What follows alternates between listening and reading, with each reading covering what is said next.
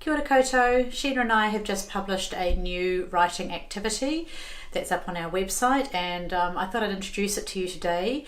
And the way I'm going to introduce it you could actually use with your students because I'm going to include some shared writing as well. And this activity we hope will be useful if they're working from home or from school at the moment. So the activity is called the word hunt, and the idea is you go and hunt out some words in a setting, in a place, in home or at school, and then you include the words in some writing. So your teacher or you might choose that location. Maybe the location is your house. So the first job is draw a little map of your house, and then you walk around to each room and you try and find a word in that room. If you're new to writing, you might just find objects and you could draw those objects instead. You kind of want about 7 or 8 words is quite a good number. So for example, if I drew a map of my house and then I went into the bathroom and had a look around, it's not many words in my bathroom, but if I look over on our soap, I can see the word glow. So for the bathroom, I'm going to put the word glow down, and then I'm going to walk around the other rooms and find the other words.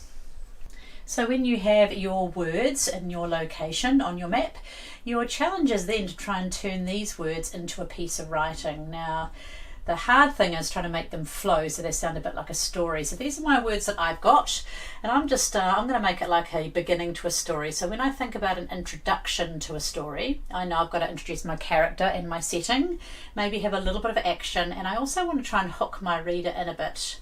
So I'm looking at my words, and the one that I think jumps out as being my best character is giant. So I might have a giant in my story. I might have a giant living in a cave. I haven't got cave, but that'd be a good location. And then maybe my giant is going out on an adventure. Maybe my giant's going to find some chocolate. I like the idea of my giant walking across a bridge. Maybe my giant has to hold on to the cable.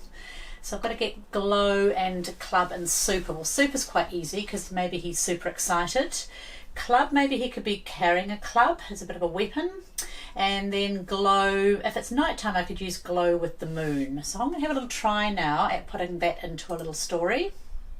So I might start, I'm thinking about ways to start my sentences, and I have been using some of the sentence starters off the sentence opener ladder. So I might start with as. So I'll start with a conjunction so I make a complex sentence. So I might put as the giant came out of, I might make her a girl, so her cave. Then I need a comma. So I could say she got, I might do something about the club, but I'll think of a better word than got. I might use grabbed. So she grabbed, and I might say what the club's like. Maybe she grabbed her wooden club, and maybe she could so I might finish there. How does that sound? As the giant came out of her cave, she grabbed her wooden club. I might carry it on and put an action. So I've used giant and club so far, but maybe I could say what she did. So maybe I could say I'll get rid of that full stop, and I might say and set off down the, what could we say, path. I could say a bit more, even like maybe, and set off down the, maybe like overgrown path, because that would give you a nice sort of visual of what the path looked like. Okay, so put the full stop there. How does that sound? As the giant came out of her cave, she grabbed her wooden club and set off down the overgrown path. So I think I'll move on now maybe to having her going across the bridge, and that's where I can get bridge and cable into my writing. And I've got to remember also to get that word glow for the moon as well. So that's a little example of how I might get started with my writing. So I'll just show you now where you can find this activity.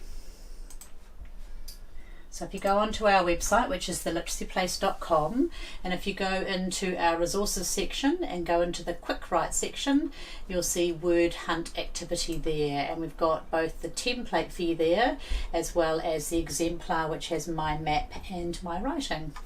So I hope that you and your students find that activity enjoyable. We'd love you to send some to us so we can post some on our Facebook page. So stay safe, and I hope your distance learning is progressing well. Ka kite anō.